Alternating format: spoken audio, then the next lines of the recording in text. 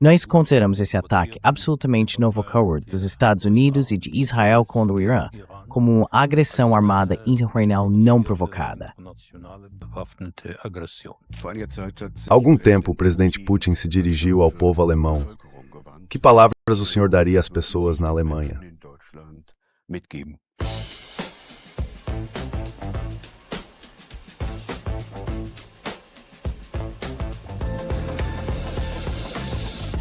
Gegen den Strom. Zur Person. Olá, bem-vindo ao Contra-Corrente.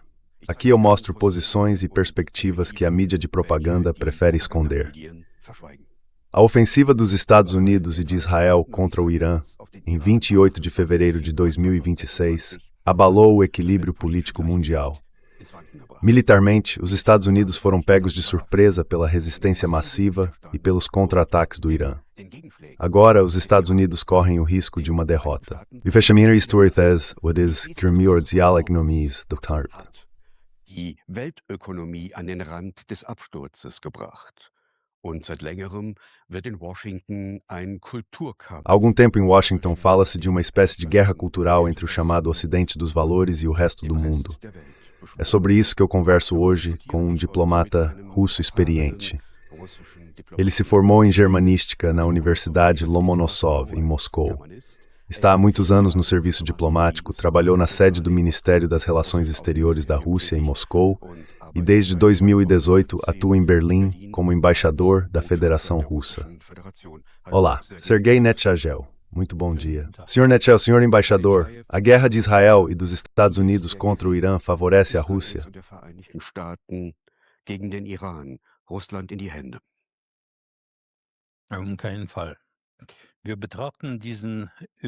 De jeito nenhum. Nós vemos esse ataque, um ataque totalmente não provocado dos Estados Unidos e de Israel contra o Irã, como uma agressão armada internacional sem justificativa. Essa é a avaliação absolutamente clara do presidente, do Ministério das Relações Exteriores e, de modo geral, a nossa posição oficial. O Irã não provocou ninguém. Todas as alegações de que o Irã teria ou pretendia usar armas nucleares não se confirmaram. O Irã foi o país mais inspecionado pela Agência Internacional de Energia Atômica, e nem mesmo sinais de uma arma nuclear foram encontrados nesses exames e testes. Quanto à energia nuclear de uso pacífico que o Irã possui, ela é totalmente legítima.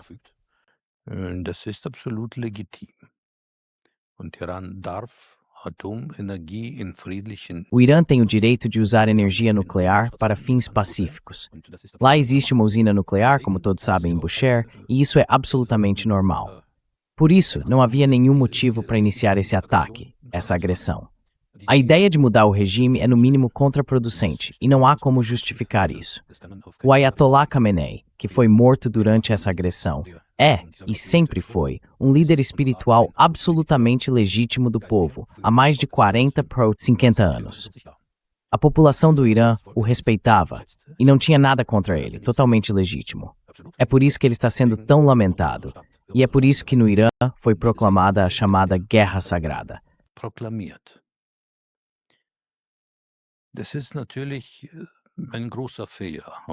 Na minha opinião, isso foi um grande erro por parte dos colegas americanos e dos israelenses.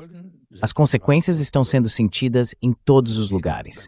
E não se trata apenas do Estreito de Hormuz, com tudo o que isso implica em relação ao petróleo e ao gás natural. O problema é a desestabilização de toda a região, algo que agora estamos vendo de forma muito clara. O Irã tem o direito de se defender e está realizando ataques correspondentes também contra os vizinhos. Eles estão sofrendo perdas, o que lamentamos profundamente, porque normalmente os países do Golfo são bons parceiros nossos e mantemos ótimas relações com todos eles.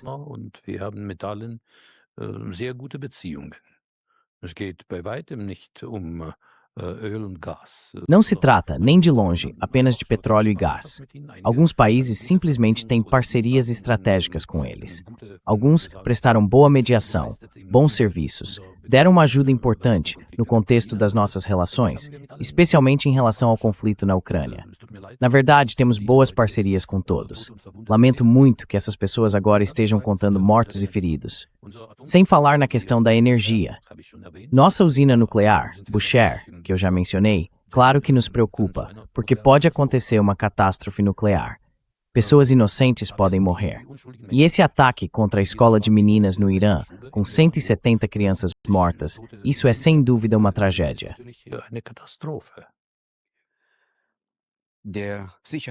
O Conselho de Segurança das Nações Unidas condenou os ataques de retaliação do Irã. A Federação Russa não votou contra, apenas se absteve. Por quê?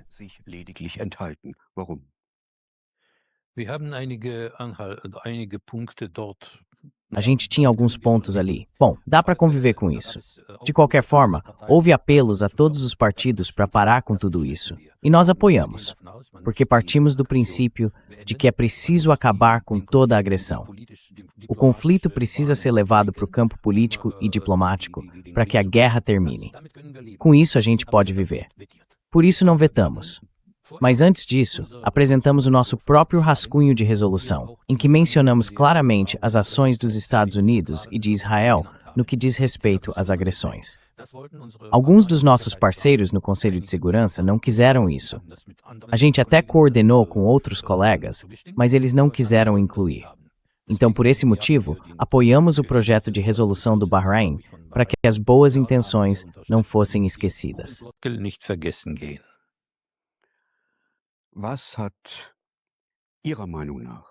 Na sua opinião, o que levou o presidente dos Estados Unidos a entrar nessa guerra, nesse ataque? Foi o Netanyahu? Foram os neoconservadores nos Estados Unidos? Ou foi uma questão geopolítica? O que o senhor acha?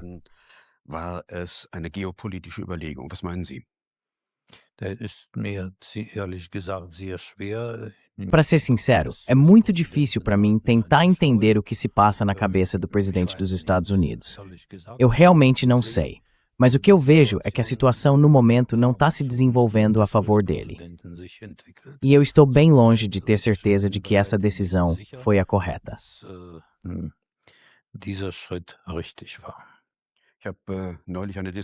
Recentemente eu fiz uma palestra e organizei uma discussão sobre a guerra no Oriente Médio.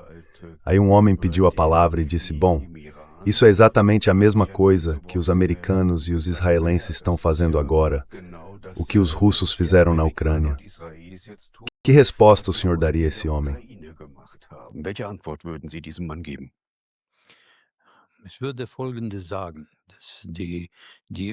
Eu diria o seguinte: as raízes do conflito entre a Rússia e a Ucrânia, que hoje é tão debatido, são completamente diferentes e têm uma longa história. Talvez a gente ainda fale mais sobre isso, porque depois do colapso da União Soviética, alguns dos nossos colegas ocidentais imaginaram a Ucrânia como uma espécie de bastião, um anti-Rússia. E nos anos 90 e também nos anos 2000, eu diria que a Ucrânia foi preparada justamente para isso, para ser um anti-Rússia, para ser puxada para dentro da OTAN e para que tendências neonazistas na sociedade fossem incentivadas. E esses foram, eu diria, os motivos claros pelos quais não podíamos aceitar essa situação.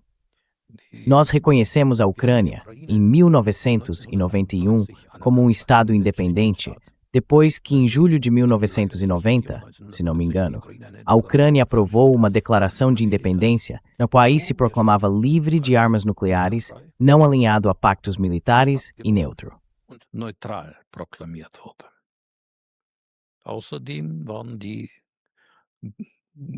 Além disso, os direitos da população de língua russa e da própria língua russa estavam garantidos. Isso era totalmente aceitável. Em 1991, nós reconhecemos a Ucrânia nesse status. Mas depois as coisas começaram a mudar.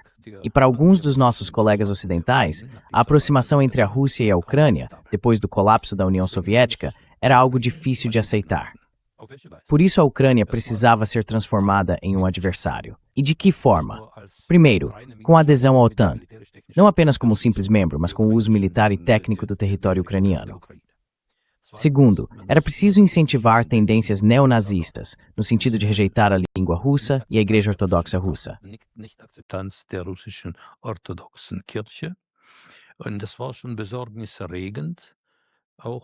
E foi realmente preocupante ver que até antigos colaboradores dos nazistas, ainda da Segunda Guerra Mundial, estavam nas bandeiras da nova Revolução Ucraniana. Bandera e Shushkevich são, para a antiga União Soviética, criminosos nazistas absolutamente claros. Mas esses nomes estavam nas bandeiras da chamada Revolução da Dignidade. Isso, para nós, era inaceitável, porque as ideias neonazistas, as ideias antirrussas, as ideias racistas, para nós, isso é algo geneticamente inaceitável. Nós perdemos demais na Segunda Guerra. Sabe, 27 milhões de pessoas vítimas do regime nazista. Então é algo que simplesmente não podemos tolerar. E talvez alguns colegas ocidentais tenham se aproveitado disso, para que a gente não aceitasse essa situação. Na verdade, nós não queríamos essa guerra. Eigentlich wollten wir diesen Krieg nicht. Und wir machen heute alles, damit dieser Krieg aufhört. E hoje estamos fazendo tudo o que podemos para que essa guerra acabe. Mas ela começou. E não foi a gente que provocou, nem que iniciou isso. Depois do famoso Maidan, que nós consideramos um golpe de Estado claramente inconstitucional, tudo poderia ter sido amenizado ou resolvido. Se os nossos colegas ocidentais, que atuaram como patrocinadores ou mediadores da revolução, ou entre o presidente Yanukovych e a oposição, que estavam sentados à mesa naquela época, tivessem cumprido o que foi combinado. Mas o novo governo do Maidan começou ações armadas contra as regiões de língua russa da Ucrânia, que não aceitaram esse golpe de Estado.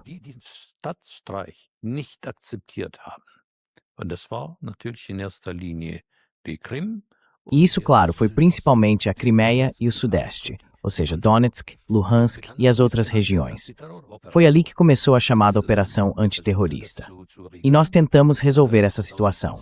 Em 2015, como o senhor certamente sabe, e também o seu público, foram assinados em Minsk os acordos correspondentes, no mais alto nível, pelo presidente da Federação Russa, o presidente da Ucrânia, a chanceler alemã e o presidente da República Francesa. Foi elaborado um plano segundo o qual as regiões do sudeste da Ucrânia deveriam permanecer dentro da Ucrânia. Mas para isso, Kiev precisava cumprir algumas condições.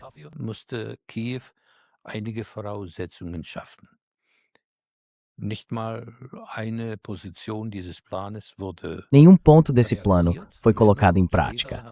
E mais, depois a gente descobriu que esse nem era o objetivo dos nossos colegas ocidentais. O que eles queriam era ganhar tempo, para que a Ucrânia aumentasse seu potencial em armas, seu potencial militar. E isso continuou, porque o desenvolvimento militar e técnico da Ucrânia avançava, e já começava a representar um certo risco para nossa segurança.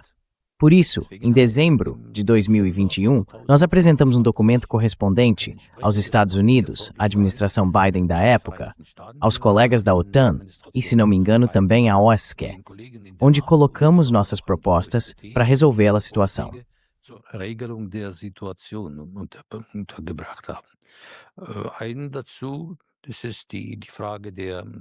Exatamente sobre isso, a questão da entrada na OTAN. Mas nos disseram simplesmente, isso não é da conta de vocês, é assunto da Ucrânia e ponto final.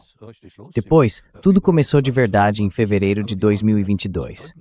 Mas conseguimos resolver pela terceira vez no fim de março, quando recebemos do lado ucraniano um plano de proposta de paz. Dissemos, ok, com base nisso dá para conversar.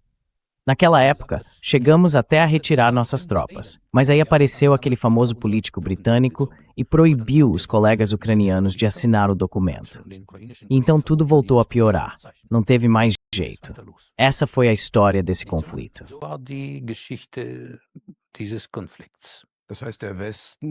Ou seja, o Ocidente provocou essa guerra a partir da posição da Federação Russa e também a prolongou de forma deliberada, com o fracasso das negociações de Istambul na primavera de 2022.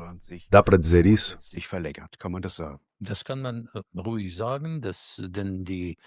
Pode-se dizer isso sem problema, porque o enfraquecimento da Federação Russa foi, para certos círculos da política ocidental, provavelmente o principal objetivo de todo esse conflito. O enfraquecimento da Federação Russa, talvez até mais do que isso, a continuação da sua desintegração, e a exploração correspondente eu diria das informações russas. Talvez isso soe um pouco exagerado, mas também não dá para descartar totalmente. Por isso, o ponto de partida de toda essa história foi, claro, a futura adesão da Ucrânia à OTAN. E com todas as consequências que isso traria, porque as bases de lançamento, a instalação de diferentes mísseis com tempo de voo de 8 a 10 minutos até Moscou e São Petersburgo, isso é algo realmente sério.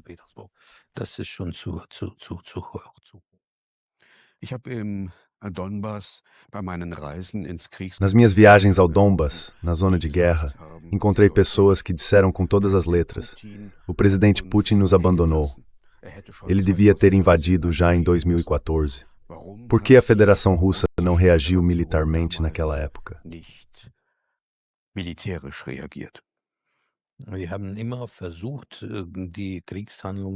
A gente sempre tentou evitar que o conflito escalasse. Por isso, conversamos com os colegas ucranianos e dissemos: assim não dá para continuar. Foi então que, em 2015, surgiram os acordos de Minsk. As regiões de Donetsk e Luhansk não queriam mais permanecer na Ucrânia. Depois de tantas mortes nessas áreas, causadas pelos bombardeios das forças ucranianas e pela chamada Operação Antiterrorista, eles não queriam mais. Mas o presidente Putin e o lado russo disseram: fiquem na Ucrânia, mas agora vamos negociar com a liderança ucraniana, com o apoio dos mediadores ocidentais, colegas da Alemanha e da França, que atuaram como co-patrocinadores, para que o governo ucraniano criasse um status especial para Donetsk e Luhansk. A ideia era que parassem de ser atacados e que seus direitos e liberdades fossem preservados. Foi isso que conseguimos em Minsk naquela época. Mas, infelizmente, nossos parceiros ocidentais não fizeram nada para garantir que a Ucrânia cumprisse essas obrigações. A guerra na Ucrânia já entrou no 5º ano. Quais são os objetivos de guerra do governo russo?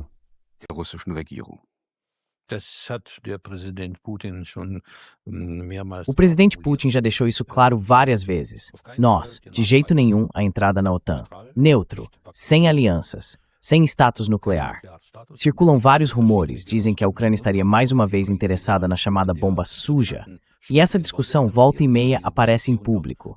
A gente ouviu várias coisas, várias declarações do Reino Unido, da França, sobre armas nucleares. E isso, claro, é preocupante e prejudicial. Isso é a questão da OTAN e das armas. Em segundo lugar, o direito normal e as liberdades das pessoas de língua russa na Ucrânia. Porque o idioma russo é proibido por lei. E a Igreja Ortodoxa também é proibida por lei.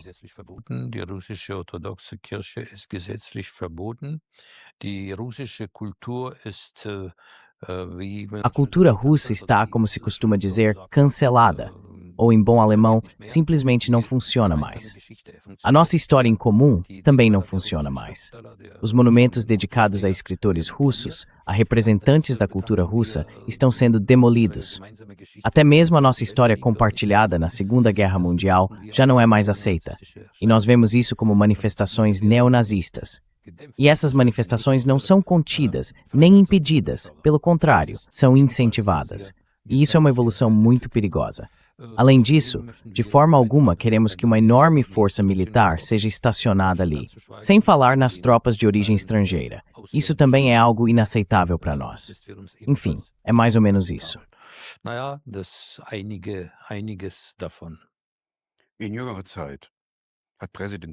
Nos últimos tempos, o presidente Putin e também o ministro das Relações Exteriores, Sergei Lavrov, têm usado com mais frequência o termo Nova Rússia. Se eu estiver bem lembrado da história, esse nome se refere às antigas regiões de Catarina, a segunda. E essas regiões incluem também a cidade de Odessa, que já foi russa no passado. Podemos esperar um ataque, um movimento de cerco do exército russo contra Odessa?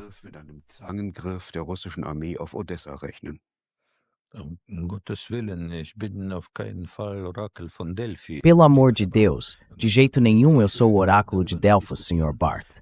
Sobre isso eu não quero nem discutir. Mas o senhor tem toda a razão. A chamada Nova Rússia são as regiões que na época foram desenvolvidas por Catarina II e pelo príncipe Potemkin. E na verdade, tudo o que ainda existe lá hoje foi organizado pela Rússia. a indústria, as minas de carvão e todo o resto. Aquilo era uma região industrial, um centro industrial da Ucrânia. Eu acredito que mesmo cerca de 50% de todo o volume econômico da Ucrânia era realizado pelo Russo.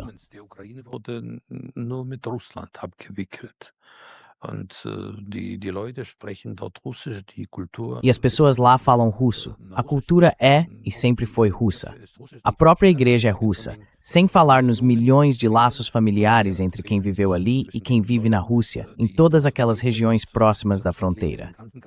Bom, eu diria talvez com certa franqueza, é o povo dele. É um só povo. Você não consegue identificar, só pelo nome, se alguém é ucraniano ou russo. São exatamente iguais, como também acontece no nosso país.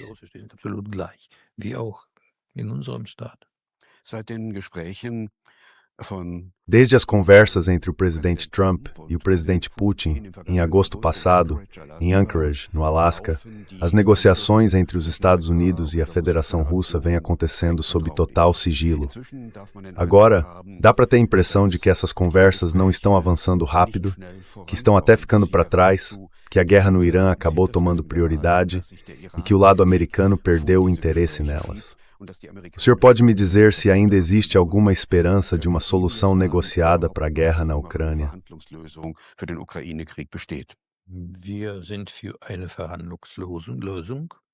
Nós somos a favor de uma solução negociada. Valorizamos os esforços do novo governo dos Estados Unidos, do presidente Trump, para resolver o conflito de forma política e diplomática. Porque a administração anterior dos Estados Unidos, como foi dito, não teve nada a ver com uma solução pacífica. E na nossa visão, o presidente Trump é sincero nesse esforço de buscar uma solução para o conflito na Ucrânia. As conversas foram realmente sérias e positivas, inclusive quanto ao clima das reuniões no Alasca. Naquela época, as propostas apresentadas pelo lado americano foram aceitas por nós como um compromisso, e com base nisso, pudemos continuar as negociações.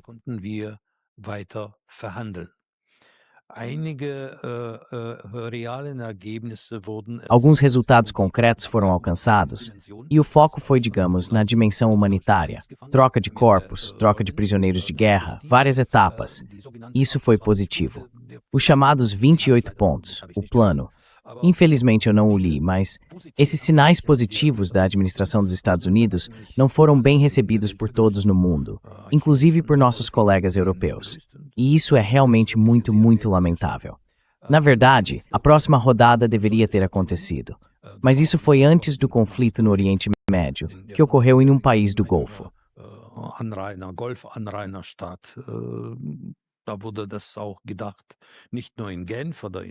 Isso também foi pensado, não só em Genebra ou em Istambul, mas também lá.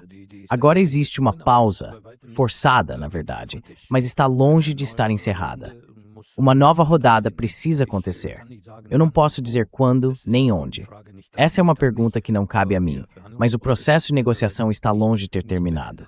Eu entendo que os colegas norte-americanos estejam neste momento mais focados no Estreito de Hormuz, mas é uma pena, porque isso também é um problema. Eu diria que uma consequência do conflito no Oriente Médio é que as negociações que envolvem os ucranianos também não estão avançando.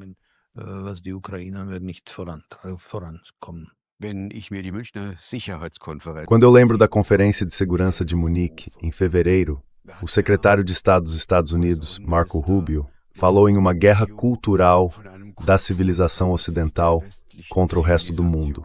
Nesse contexto, não dá para falar seriamente em aproximação. Como o senhor avalia a Conferência de Segurança de Munique?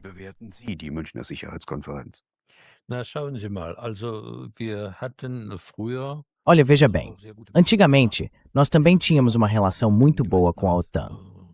Nos anos 90, chegamos até a criar um conselho conjunto. Mas depois, a OTAN seguiu o próprio caminho.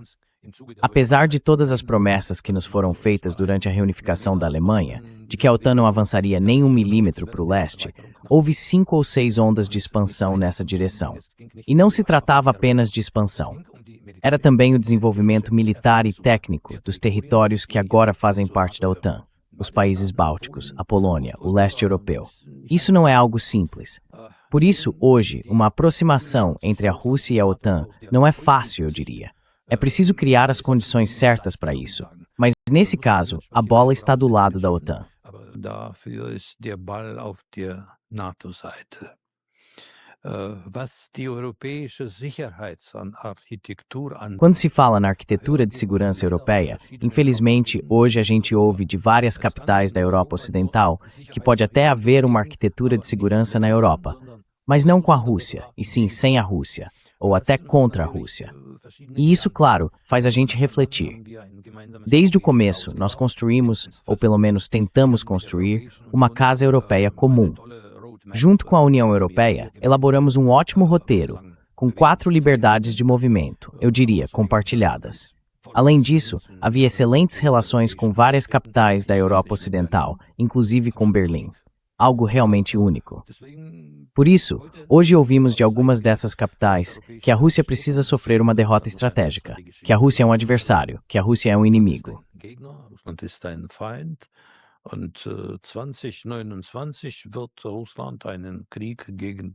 E em 2029, dizem que a Rússia vai começar uma guerra contra a OTAN ou contra a Europa. Isso já é tratado quase como uma doutrina em algumas capitais da Europa Ocidental. De onde vem essa ideia? Eu não sei dizer.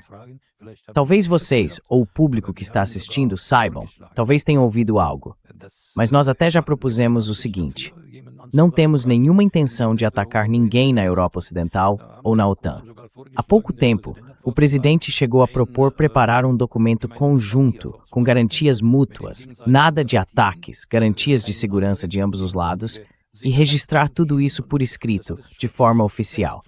Por isso, todos esses boatos de que a Rússia vai atacar a OTAN são, como o presidente mesmo diz, pura bobagem. Mas, infelizmente, sobre uma aproximação, hoje nós não podemos. Aber von einer Annäherung können wir leider heute kaum sprechen. É possível algum tipo de aproximação no conflito da Ucrânia, se Washington está europeizando a guerra e os europeus também querem entrar e continuar esse conflito sozinhos?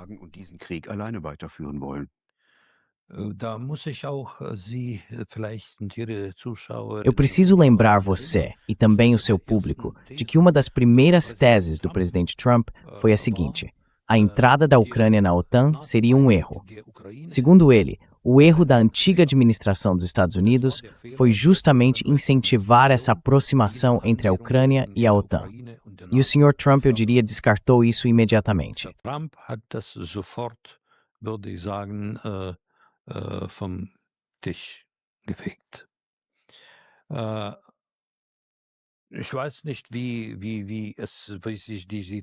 Eu não sei como essa situação vai se desenvolver, nem se os europeus estão dispostos a conduzir essas negociações.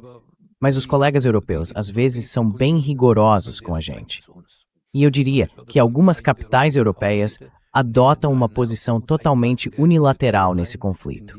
Hoje, poucos podem realmente atuar como mediadores ou parceiros de negociação, porque um papel verdadeiro de mediação. Antigamente, por exemplo, a Alemanha tinha um papel de liderança como mediadora dentro da União Europeia, e isso lhe trouxe muito prestígio também dentro da própria UE. Große Ansehen auch in der EU gebracht hat.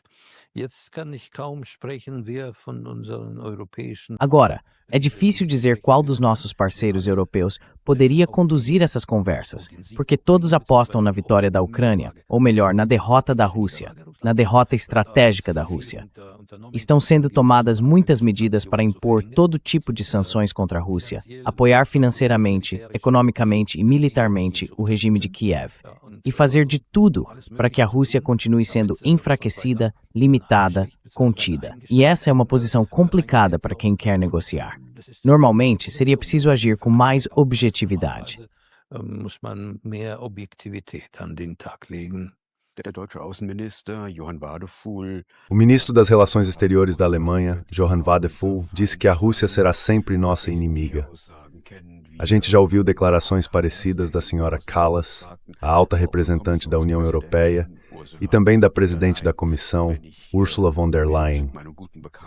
E quando eu converso com meu bom amigo Michael von der Schulenburg, que é deputado no Parlamento Europeu, ele me diz: você não faz ideia do que está acontecendo aqui. Eles querem a guerra.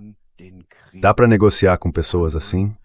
Ou é preciso esperar o tempo delas passar? oder muss man warten, bis ihre Zeit vorbei ist? Das ist natürlich sehr schwer, mit den Leuten zu verhandeln. É claro que é muito difícil negociar com pessoas que chamam o possível parceiro de negociação, se estiverem falando da Rússia, de inimigo eterno.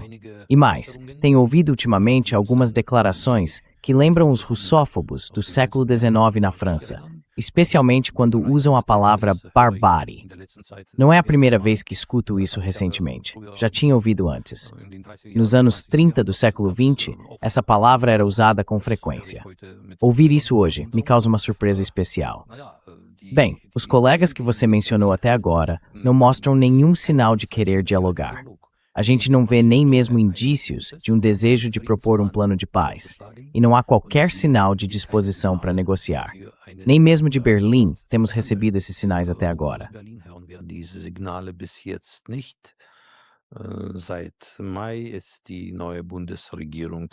Desde maio, o novo governo federal está no comando em Berlim.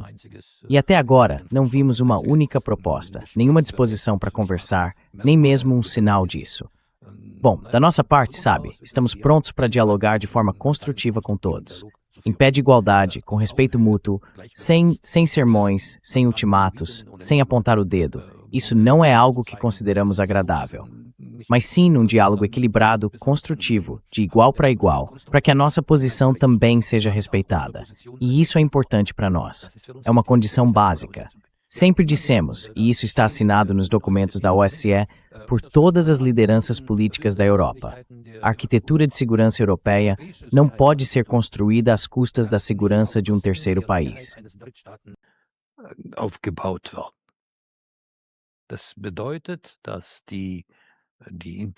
Isso significa que os interesses, ou melhor, as visões da Federação Russa, também precisam ser levados em conta nessa nova arquitetura.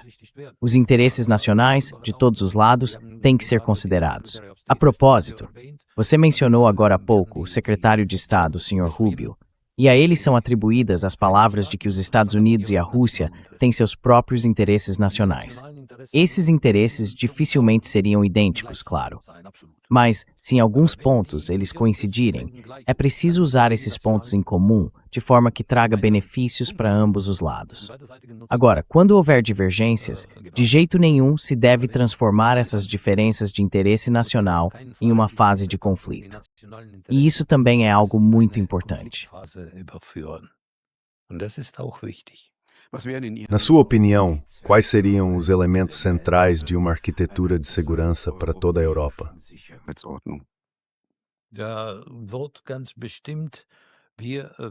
Ficou muito claro. Nós queremos, e o presidente Putin já mencionou isso várias vezes, queremos um acordo de paz duradouro com a Ucrânia, não algo temporário. Já fomos enganados várias vezes com pausas no fogo que serviram apenas para reagrupamento e rearmamento. O que buscamos é uma solução de paz permanente. Talvez, com exceção de um Conselho de Segurança, o Conselho de Segurança da ONU, onde também fiquem registradas as garantias de segurança para todas as partes envolvidas. E isso é importante. E o que se pode incluir nesse documento, no que diz respeito à OTAN, não ser vinculado, manter neutralidade, nenhuma ameaça nuclear, tudo isso pode ser colocado num texto que, ao mesmo tempo, poderia servir como parte da arquitetura de segurança europeia.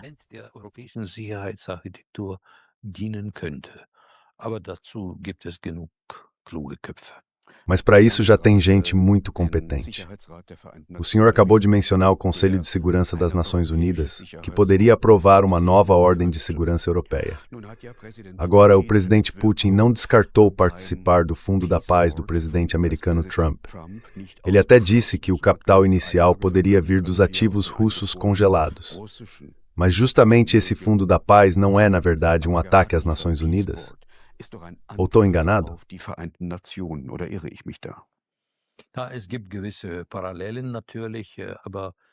Claro que existem certas semelhanças, mas nós não excluímos totalmente a nossa participação nesse Conselho de Paz, o chamado Peace Board. Apenas fizemos uma pausa para avaliar tudo com calma. Você tem razão. Há paralelos entre um Conselho de Paz proposto pelo Sr. Trump e o Conselho de Segurança. e isso é algo que de forma alguma queremos perder. O Conselho de Segurança das Nações Unidas é importante, é criticamente importante, e é nele que queremos continuar. Quando se fala numa solução separada, um Conselho de Paz de Trump voltado especificamente para a faixa de Gaza, aí já é outra coisa. Nós propusemos usar parte dos nossos ativos congelados para ajudar na reconstrução da faixa de Gaza. Até agora, não recebemos nenhuma resposta do governo dos Estados Unidos. Mas o Conselho de Segurança da ONU é essencial. Eu diria que é a nossa prioridade absoluta. Nós estávamos lá na Fundação das Nações Unidas e, na minha opinião, é ali que devemos continuar. Würden wir aus meiner Sicht weiter bleiben. Die eingefrorenen russischen Vermögen und der Versuch, Os bens russos congelados e a tentativa de, digamos, se apossar dos ativos russos mantidos na Euroclear, em Bruxelas, continuam sendo o grande objetivo de muitos políticos europeus.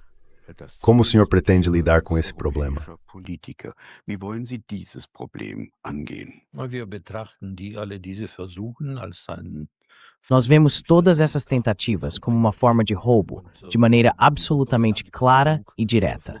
E graças a Deus, ainda há pessoas sensatas na Europa que se opõem a essa ideia.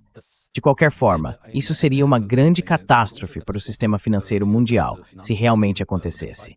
A credibilidade de todas as instituições financeiras da Europa ficaria seriamente em dúvida. E não se trata só dos nossos ativos. Há também valores significativos vindos de várias partes do mundo. Além disso, é claro que não vamos permitir que simplesmente roubem o nosso dinheiro. Vamos usar todos os instrumentos possíveis para corrigir essa situação, tanto por meios judiciais quanto financeiros.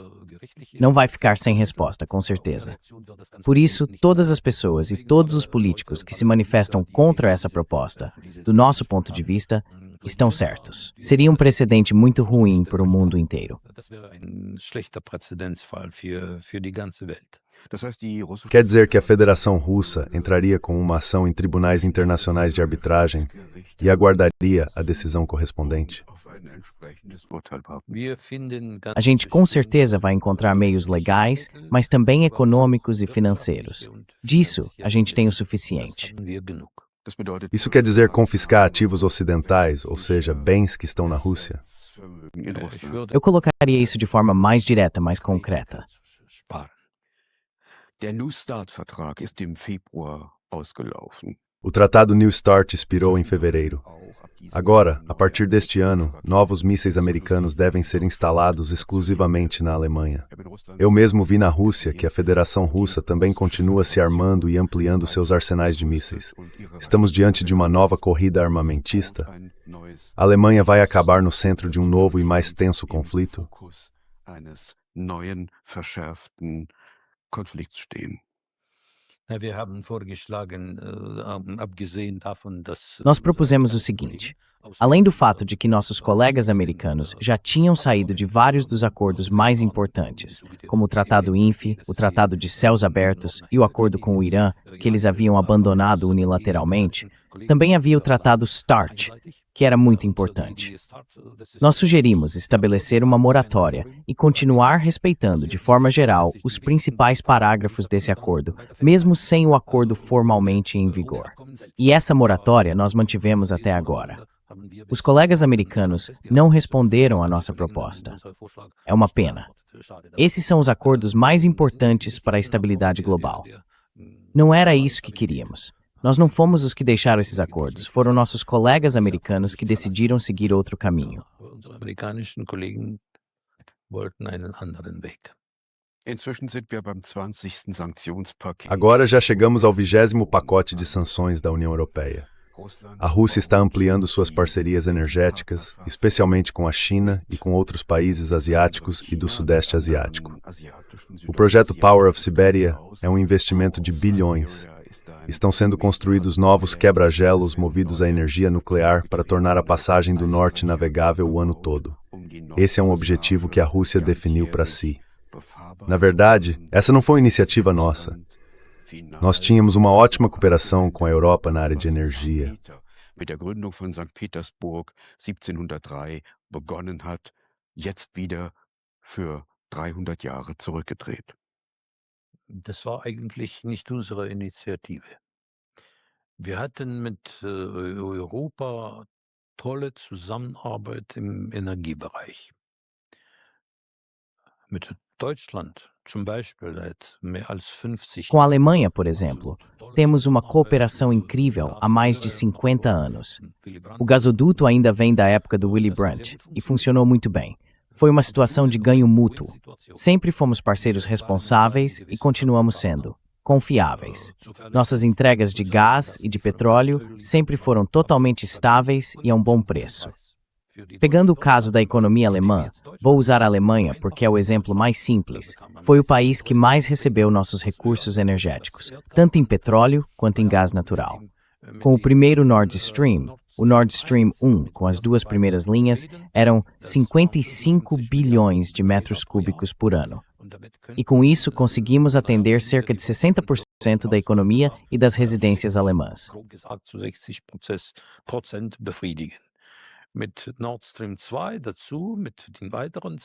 Com o Nord Stream 2, com mais 2 dutos, dava para contar com mais 55 bilhões de metros cúbicos.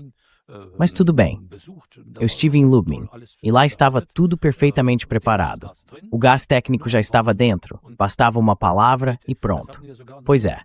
Mesmo depois do atentado terrorista de setembro de 22, o presidente Putin propôs imediatamente: tudo bem, um dos tubos ainda está em ordem, podemos usar esse tubo. 27 bilhões de metros cúbicos não se jogam fora. Mas foi uma decisão política dos nossos colegas alemães que de jeito nenhum quiseram isso. Então, tudo bem. Quem não quer, a gente precisa procurar outros parceiros.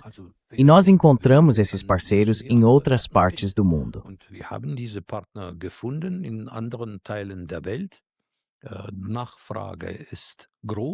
A demanda é grande e nós, junto com outros colegas, firmamos os acordos necessários e o processo continua.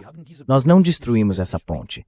Do nosso ponto de vista, não cancelamos nenhum acordo, nem com a Alemanha, no que diz respeito à economia, muito menos em outras áreas. Essa é a questão dos acordos. E caso, como o presidente disse recentemente, caso nossos antigos parceiros europeus nos apresentem condições adequadas, que sejam estáveis, confiáveis e também aceitáveis para nós, então podemos pensar em organizar um novo começo. Mas até agora, infelizmente, não ouvimos nada desse tipo vindo das capitais ocidentais, nem mesmo de Berlim. Na sua opinião, quem foi que explodiu o gasoduto Nord Stream? Muito bem. Excelente pergunta. Eu também quero saber. A gente quer saber isso desde setembro de 2022. Aquilo foi um atentado terrorista. Isso já foi reconhecido por todos, pelo antigo governo e também pelo atual. Foi um atentado terrorista, claro. Um crime contra a infraestrutura energética crítica internacional da Europa.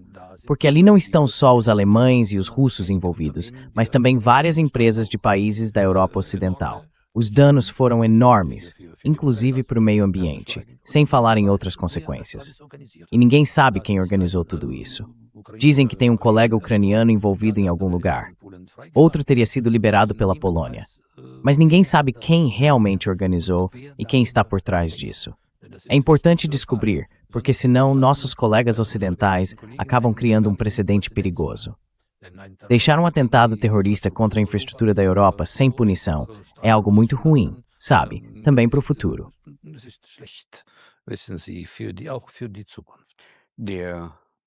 O jornalista americano Seymour Hersh chegou a conclusões bem claras, e por bons motivos. Ele faz acusações contra o próprio governo dele. O que o senhor acha disso?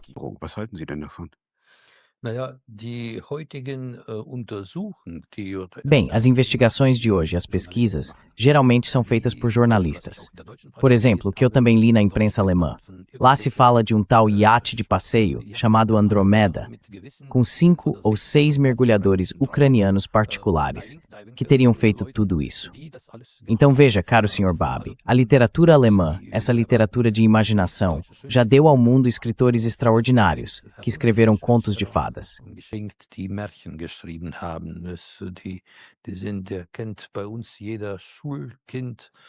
Isso, todo mundo aqui aprende na escola. Os irmãos Grimm, Hoffmann, mas os contos deles eram convincentes e traziam lições.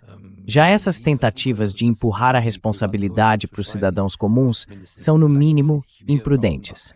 A gente precisa da verdade, saber quem fez isso e quem está por trás.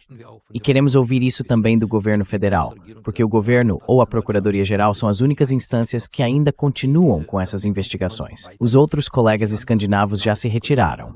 Pois é, e é por isso que queremos essas respostas.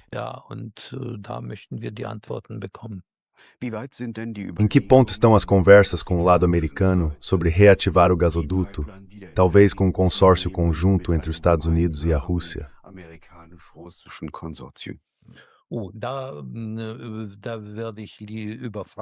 Aí eu não saberia dizer, porque dessas conversas eu realmente não sei de nada. Talvez fosse uma opção interessante, se todo mundo concordasse. Mas o que eu ouço hoje da Comissão Europeia e também dos círculos do governo alemão é o seguinte: acabamos com a dependência de energia da Rússia. O gasoduto Nord Stream nunca mais vai ser reativado. Então acabou, ponto final, e por aí vai. Sem vontade política, infelizmente, não dá para fazer nada. Primeiro, tem que existir essa vontade política. E quando ela existe, aí sim os empresários entram em cena. E aí tudo fica bem mais fácil. Já existem empresários americanos próximos ao presidente Trump que levantaram a mão e demonstraram interesse.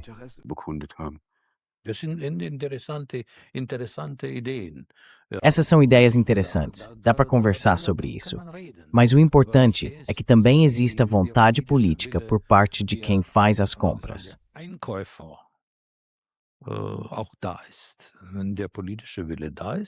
Quando existe vontade política, tudo fica muito mais fácil. Se o chanceler federal Friedrich Merz pegasse o telefone e ligasse para Moscou, talvez para preparar um encontro com o presidente Putin, que questões, na sua opinião, teriam que estar sobre a mesa?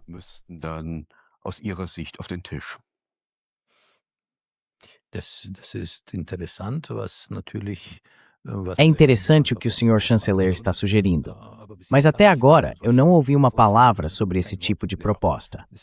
Por isso, discutir tudo no condicional, na minha opinião, seria contraproducente.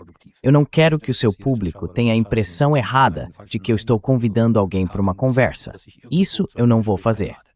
Até o momento não vimos, eu diria, nenhum sinal de que exista esse tipo de vontade ou disposição para o diálogo.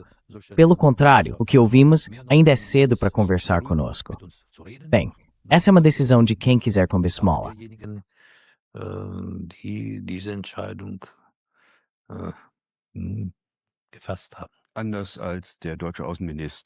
Ao contrário do que o ministro das Relações Exteriores da Alemanha afirmou, que a Rússia será sempre nossa inimiga, houve também outros lados nas relações entre a Alemanha e a Rússia. Houve períodos de cooperação construtiva, inclusive cultural, econômica e também política. Quais seriam as condições necessárias para restabelecer uma relação melhor?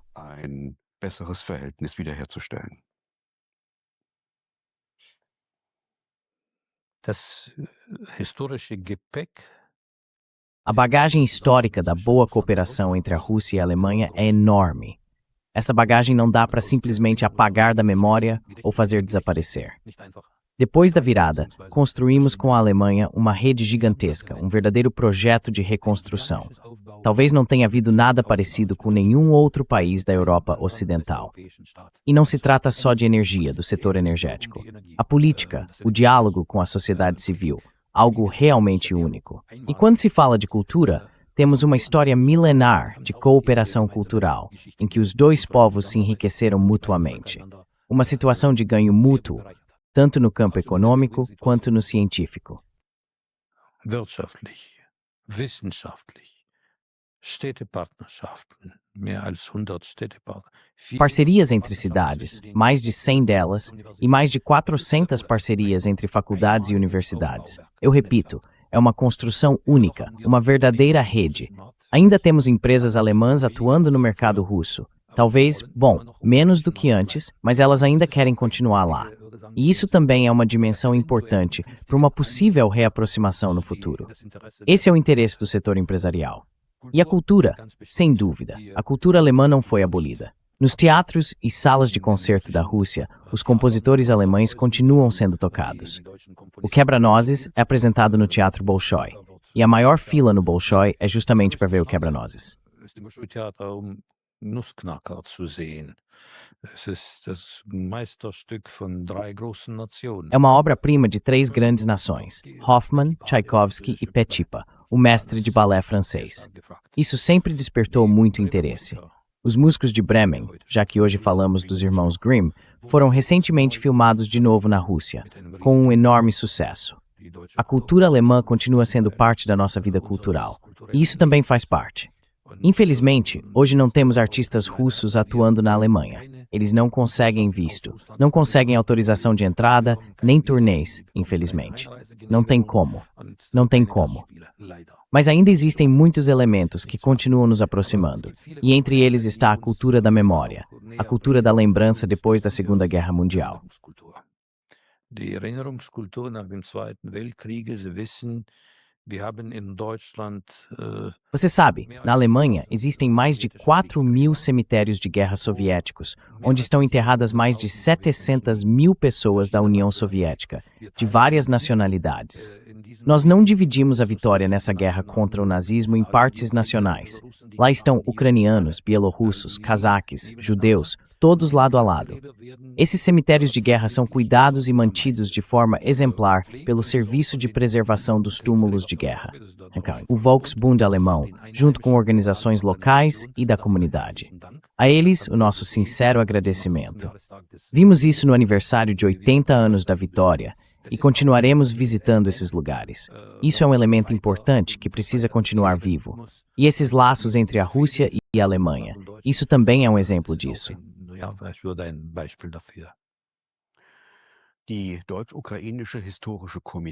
A Comissão Histórico-Alemã-Ucraniana faz todo o possível para reinterpretar o golpe na Praça Maidan como uma revolução da dignidade. Muitos historiadores alemães hoje descrevem o Holodomor, a catástrofe da fome no sul da Rússia, como uma arma de fome contra a Ucrânia.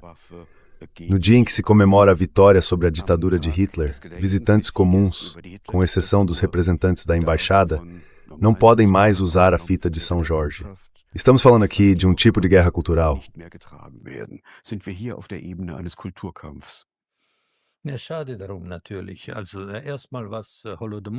É uma pena, claro. Bom, primeiro, sobre o Holodomor. Aí existe um grande erro histórico. E para ser sincero, me surpreende que os historiadores que você mencionou, os alemães e os ucranianos, interpretem isso como uma história anti-ucraniana. Isso está fundamentalmente errado. Houve fome na antiga União Soviética.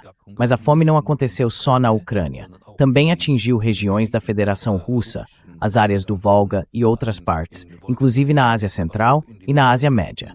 Então não foi, digamos assim, um fenômeno especificamente ucraniano. Por isso eu diria que a ideia de que aquilo foi algo contra a Ucrânia está basicamente errada. Foi de fato uma fome terrível, mas não dirigida contra a Ucrânia. Todos os povos foram afetados.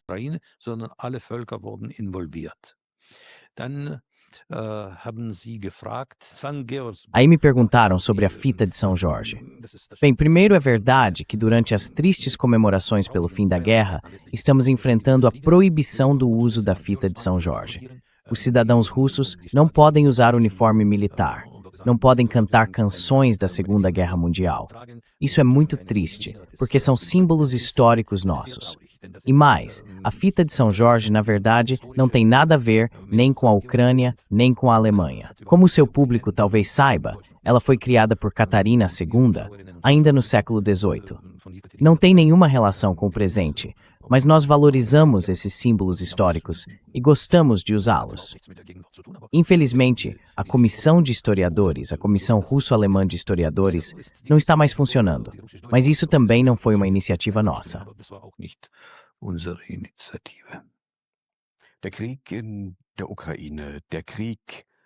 O historiador francês Emmanuel Todd interpreta a guerra na Ucrânia e a guerra contra o Irã como dois conflitos dentro da luta pelo declínio do Ocidente. Ele escreveu um livro sobre isso. Estamos falando aqui de uma disputa entre forças que querem manter um mundo unipolar, liderado pelos Estados Unidos, e aquelas que buscam um mundo multipolar, reunidas em torno de Pequim e Moscou? Como o senhor interpreta essa disputa histórica?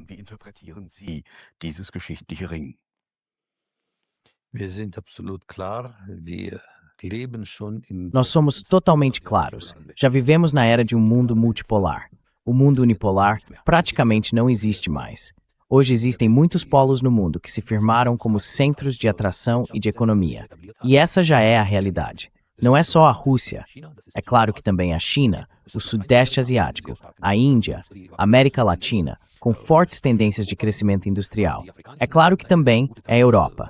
E os países africanos hoje mostram bons sinais, o que nos conecta bastante. Essa é a realidade. Tentar esconder ou negar isso seria no mínimo imprudente. A história vai colocar tudo no seu devido lugar. E estamos absolutamente convencidos de que o futuro pertence ao mundo multipolar. Acho que não há nada pior, nem mesmo para quem defende apenas o mundo unipolar. Mas essa é a realidade. É preciso simplesmente aceitar e conviver com ela. Há algum tempo, o presidente Putin se dirigiu ao povo alemão. Que palavras o senhor daria às pessoas na Alemanha?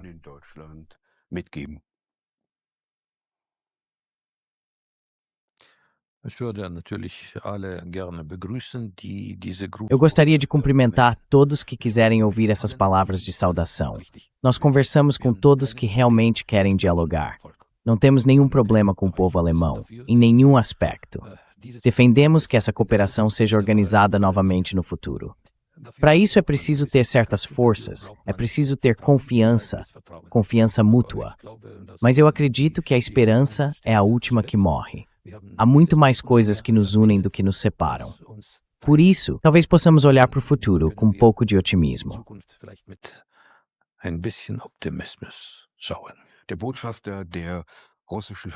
O embaixador da Federação Russa na República Federal da Alemanha, Sergei Nekaev, disse o seguinte: a Rússia não tem nenhum problema com o povo alemão.